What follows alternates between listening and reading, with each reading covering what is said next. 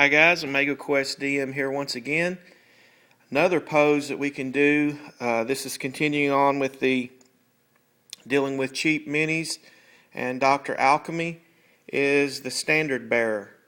Now this one again, you just turn this hand over and you create. This one is done out of Sculpey, and I'm getting ready to put some emblems on there and rebase it. But as you can see, you've got a really cool looking standard bearer to go along with all of these other units. And I've got units now of spearmen. Okay, I've also got some archers. I've also got some javelin throwers. And these are guys that are all going to be complementing this group, which is a group of knights. And these group of knights are going to be led by another group of knights, which I originally started off with in my first video on dealing with moving guys into cavalry positions. And these guys are finished, and they are ready to go. I've got a whole unit of cavalry now ready to put on the table, and the only other thing I did to any of the miniatures, other than showing you how to get them on the horses, was I redid the captain's cape. We've got one of the cavalry captains. Of course, he's on the solid white horse, and all of the other troops are going to follow him. Now, here's an interesting rework that I did. Remember, we're reworking cheap minis. This guy right here looks awesome, I think, with his sword in his hand and his shield and his chainmail armor on and his ready to go into battle pose. I'll give you just a second. Can you tell me what superhero I've repurposed? Yep, that's Captain America. Captain America repurposed into knights. Here is one, that was the captain I showed you.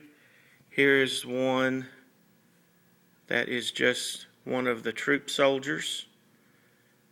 Painted him up, put the chainmail on there. I don't know if you can see that well enough. Get it to where it focuses here a little bit. Chainmail. I've got some emblems that go on the shield. Swords in the hands. Ready to adventure, ready to fight. And these guys, everybody may say, why in the world, why don't you just buy some troops? You know, D&D's got a bunch of them. Guys, these, number one, what I find is they never have them enough in stock to put together an army. And comparing a guy in this same pose in a D&D mini is going to run you about $3. Okay? This one, 49 cents. Okay? 49 cents.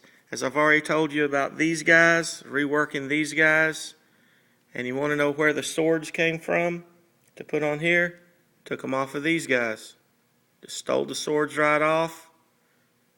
Cheaper than buying $8 for a couple of swords. Cut those off, glued those on. Now I've got a unit of knights ready to go.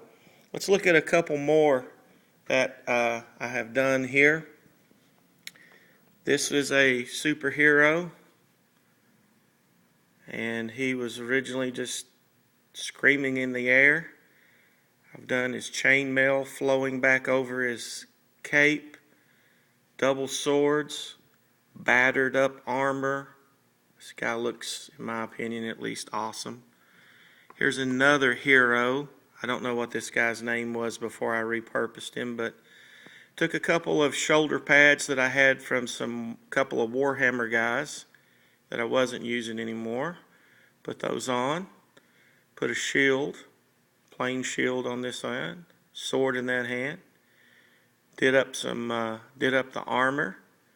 A nice bear-looking bearskin cape to go on there, flowing off of those shoulder pads.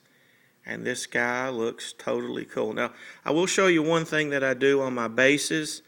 As I mentioned to you, I like plain bases. I know, some of you guys go crazy if you want to. I just like plain black. But something I do is guys that are going to be heroes, I put on round bases. And then underneath here, I write a number and their name and all of that general information. And that leads me to their character sheet, which I keep on computer. So, and then these guys are stored in numeric order. And in case you're wondering, hey, why do you need to do that? Because that's how many minis I've got. Yep, I like minis. So, sorry about that for those of you who get motion sickness. We've got that.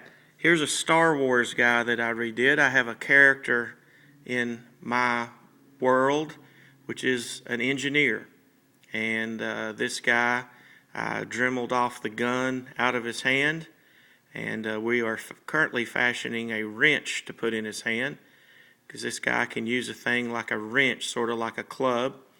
Made a cloak to go on him. He's got all kinds of cool pouches and buckles, and just like the character would have. So this guy's going to be an engineer. Got a superhero that we turned into a bard.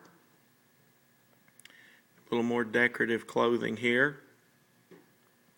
Going to fashion a instrument for him to play and hang around the neck there or on his back. Here is one of my warlords that I have done. He was a superhero type guy, and I used a little sculpting and kind of did a sort of a Celtic looking wrap type for him. Here is the archer that we were working on, and he's finished now with the bow in his hand, quiver on his back, ready to go. And here is the war captain, sword master, ready to go with the big battle blade and the small secondary short sword, all of his accoutrements. He's got the red cape for leadership. Then we've got the finished up in my world. There's a group that are called Kelvin Knights, and this is their symbol that's on his chest. And this guy here is called Star Child. You can look him up, and this is how he's been redone. Star Child, got the flowing robes and the Kelvin Knight. And then there's the Kelvin Knight Ultimate Leader, and he's kind of got sort of a, I took this kind of as a Knights Templar sort of theme, sort of a Masonic lodge with the apron and the flowing cloak and the symbol. And this guy turned out looking fairly good, I think. The crimson shirt, pretty decent overall. So there you go. There's a few, just a bunch of repurposed minis. I hope you like these. This is what I do. These guys are all going to be used in my campaign games, my war game, tabletop, Omega Quest games. And hope you enjoy. Talk to you later.